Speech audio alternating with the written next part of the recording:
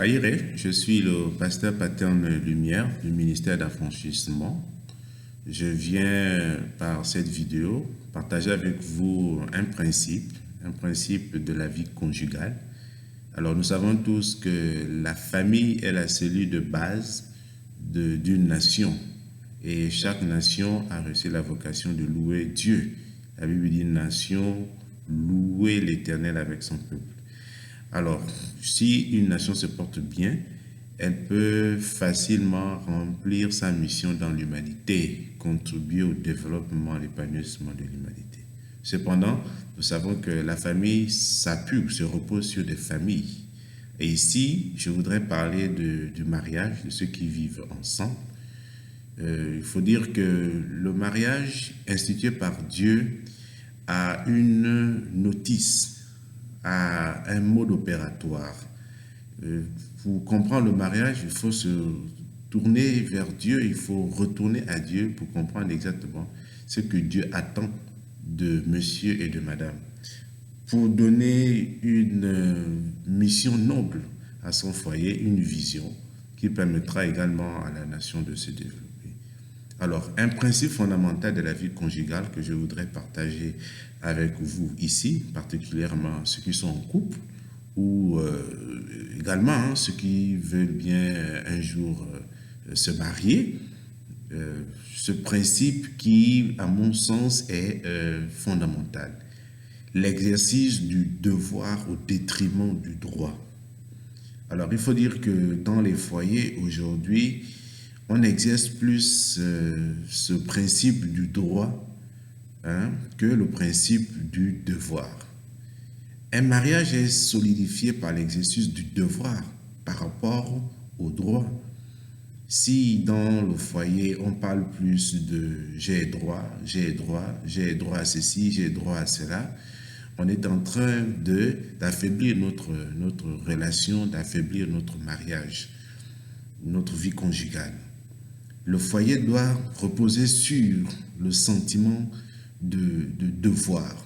Je dois faire ceci, je dois faire cela pour rendre mon partenaire, pour rendre mon épouse, pour rendre mon époux heureux. Donc les obligations doivent aller dans le sens de la prise de responsabilité et du don de soi. Il faut plutôt voir le mariage comme étant la mission que nous avons de rendre notre partenaire, de rendre notre ami, de rendre notre frère épanoui. Parce que quand on parle d'amis, vous comprenez par là que la finalité du mariage, c'est que monsieur et madame deviennent des amis, deviennent des frères. Si vous n'êtes pas encore amis, si vous n'êtes pas encore frères, c'est que vous êtes encore loin de réaliser l'essence même du mariage. Donc, avoir l'attitude du devoir. Il faut plus cultiver le devoir. Le devoir va produire le sentiment de responsabilité, le sentiment du don de soi. Tandis que le droit que nous amène la modernité, sème la mentalité de désengagement. Parce que en se mettant dans cette position de droit, en disant que j'ai droit à ceci, j'ai droit à cela, on finit par avoir une position d'attente, c'est-à-dire on est là que pour attendre, en disant que j'attends qu'il me fasse ceci, j'attends qu'elle me fasse cela, j'attends.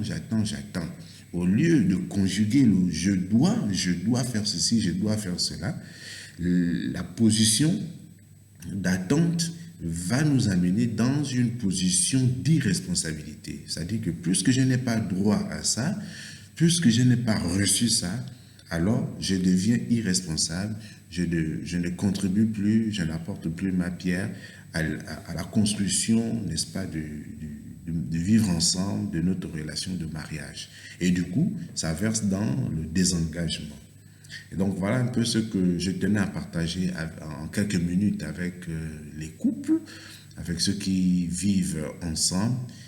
Cultiver le principe fondamental de la vie conjugale, qu'est l'exercice du devoir au détriment du droit. Cultiver plus le devoir que le droit.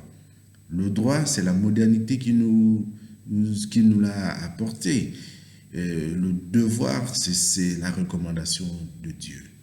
Évidemment, je ne suis pas en train de dire que il ne faut plus revendiquer quoi que ce soit à son partenaire, à son ami, à son frère, mais plutôt, lorsque nous sommes dans le devoir, notre frère, notre ami ne peut plus revendiquer quoi que ce soit parce que par l'exercice du devoir, il trouve satisfaction, il trouve une réponse à ses attentes.